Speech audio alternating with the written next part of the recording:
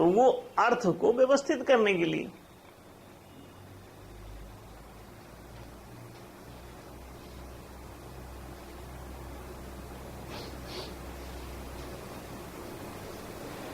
अर्थ को व्यवस्थित करने के लिए वो आपको शिक्षा, आजीविका, सुविधा, संरक्षण, ये चारों जनाधिकार भी देते हैं। तो इसके लिए ही अर्थव्यवस्था ही बनानी पड़ती है, एक राजकोष बनाना पड़ता है जिसके द्वारा एक बजटीकरण होता है और 4 भाग में 25-25% बजटीकरण करके उस राजकोष को इन चारों जनाधिकारों पर आप वितरित कर दें। इसी काम के लिए एक राज्य की व्यवस्था चाहिए। तो उस राजकीय व्यवस्था का काम क्या हुआ? राजस्व एकत्रित करना, पहला काम। राजस्व संग्रहण, दूसरा काम इस संग्रहित राजकोष से जो एक धन भंडार निर्मित हुआ है,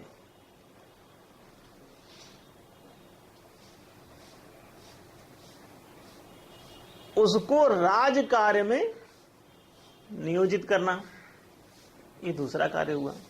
पहले राजस्व एकत्रित करना, फिर इस एकत्रित राजकोष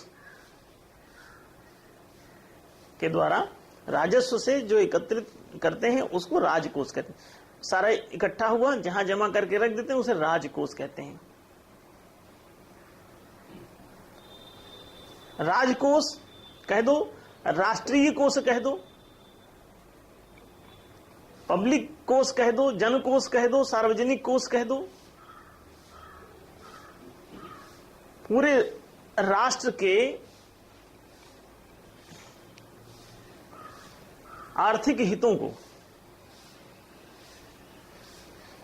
राष्ट्र के नागरिकों के मौलिक जनाधिकारों को तृप्त करने के लिए इस राजकोष को बनाया जाता है।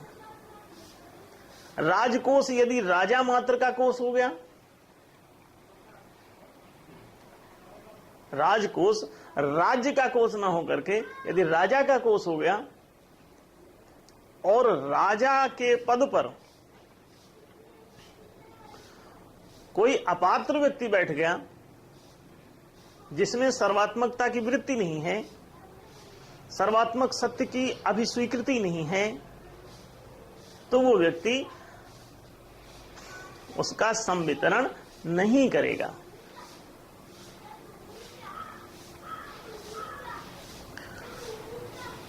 और जब वो उसका संवितरण नहीं करेगा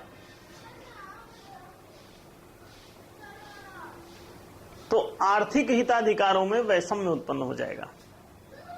और ये संवितरण चाहे स्त्री पुरुष को लेकर के ना किया गया हो, चाहे गोरे और काले के आधार पर इसका संवितरण ना किया गया हो, वैषम्य बरता गया हो, अथवा छोटे और लंबे के आधार पर ना किया गया हो, अथवा अपने और पराये के आधार पर ना किया गया हो। संवितरण,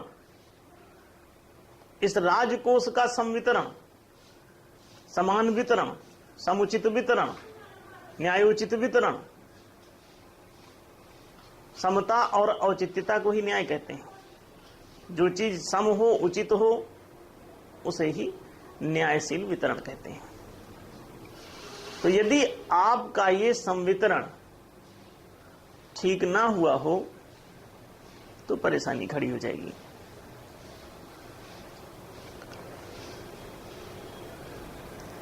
तो राज्य के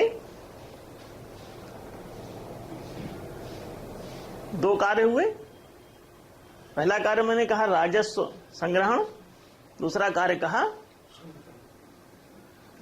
राजकोष का संवितरण। संग्रह करोगे तभी तो वितरण करोगे। और ये राज कार्य का संपादन करने के लिए इस राजकोष की आवश्यकता होती है। तभी राजस्व संग्रहित करना है और उसे बनाना है। अगर राज कार्य करना ही नहीं तो राजस्व क्या करोगे? एक किसान को अगर गेहूं खाना नहीं है तो गेहूं क्यों उगाएगा? अगर गेहूं की कोई उपयोगिता है तब तो उगाएगा, और नहीं है तो वो क्यों उगाएगा? आप कलम से लिखना है इसीलिए कलम बनाते हैं। अगर लिखना ही नहीं है तो कलम की जरूरत भी नहीं है। तो उपयोगिता के कारण ही आवश्यकता होगी। राज कार्य करोगे तो राज कार्य करने के लिए कुछ खर्च होता है, कुछ व्यय होता है, तो उसे राजकीय व्यय कहते हैं। उस व्यय को प्रतिपूर्ति करने के लिए, उस व्यय की प्रतिपूर्ति करने के लिए आपको राजकोष का निर्माण करना होता है। राजकोष का निर्माण करने के लिए आपको राजस्व का निर्धारण न्यायोचित करना पड़ता है। वो भी न्यायोचित ही होना चाहिए। राजस्व का निर्धारण ऐसा नहीं कि कुछ भी कर लिया। मैंने आपसे कहा था कि उत्पादन के 3 साधन होते हैं। अर्थव्यवस्था हमेशा त्रिकोणीय होती है, इसीलिए श्रम, पूंजी, सुविधा। केवल उत्पादन के 3 साधन होते हैं। मैं इसे दूसरे एपिसोड में इसको भली भांति एक्सप्लेन करूंगा। यहां मैं संक्षेप में आपको बताता हूं। यहां राजस्व की बात आ रही, इसलिए इसका उल्लेख करना पड़ा। श्रम कौन लगाता है? श्रमिक। पूंजी कौन लगाता है? पूंजीपति। सुविधाएं कौन लगाता है? राज्य। सड़क, पानी, बिजली, हवा, सब जितनी भी बाजार, सारी जो सेवाएं हैं सार्वजनिक, ये राज्य की ही होती हैं, समाज की होती हैं। तो 3 ही हुए, मालिक 3 ही हुए उत्पादन के, क्योंकि 3 ही साधनों के समान सहयोग से उत्पादन संभव होता है। अगर इन तीनों साधनों में से आपने किसी एक भी साधन को निकाल के बाहर रखा तो उत्पादन नहीं होगा। और क्षमा करेंगे, अभी तक अर्थशास्त्र में इन तीनों साधनों के अलावा भी अनेक प्रकार के साधनों का गीत गाया गया। वो भी एक कूटनैतिक चाल थी। एडम स्मिथ से लेके अभी तक के सारे अर्थशास्त्री समाज को, जनता को, सार्वजनिक जीवन को दिग्भ्रमित करने के लिए गलत अर्थशास्त्र का निर्माण करके और जनता पर थूकते रहे। मैंने प्रारंभ में ही कहा था कि मैं कुछ ऐसे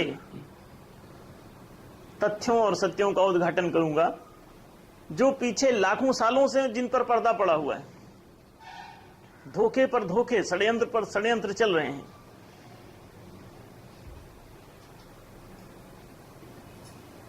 ये जानबूझकर भी हो सकते हैं, चले और चलाए गए हों, और अनजाने में भी हो सकते हैं चले और चलाए गए हों। मनुष्य सीधे दोषी नहीं है। बहुत बुद्धिमान होगा तो गलत काम नहीं करेगा। तो इसलिए 99% तो आप यही माना करो कि ये घटना घट जाती है।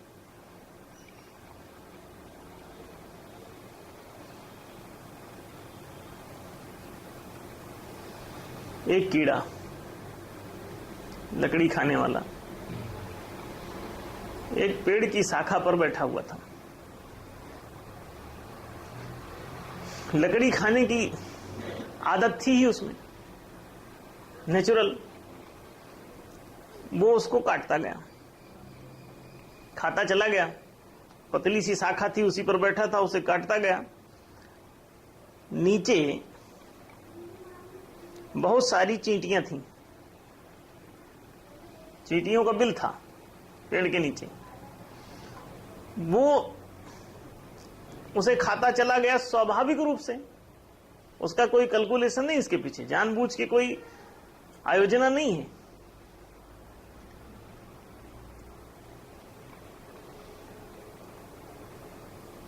वो अपनी सामान्य जो भी जैसी प्रवृत्ति है वैसा कार्य करता हुआ चला जा रहा है। वो लकड़ी खाता जा रहा, लकड़ी खाता जा रहा। एक समय ऐसा हुआ कि वो डाल की लकड़ी जहां खा रहा था पूरी खा गया और कालिदास सिद्ध हुआ। क्या हुआ?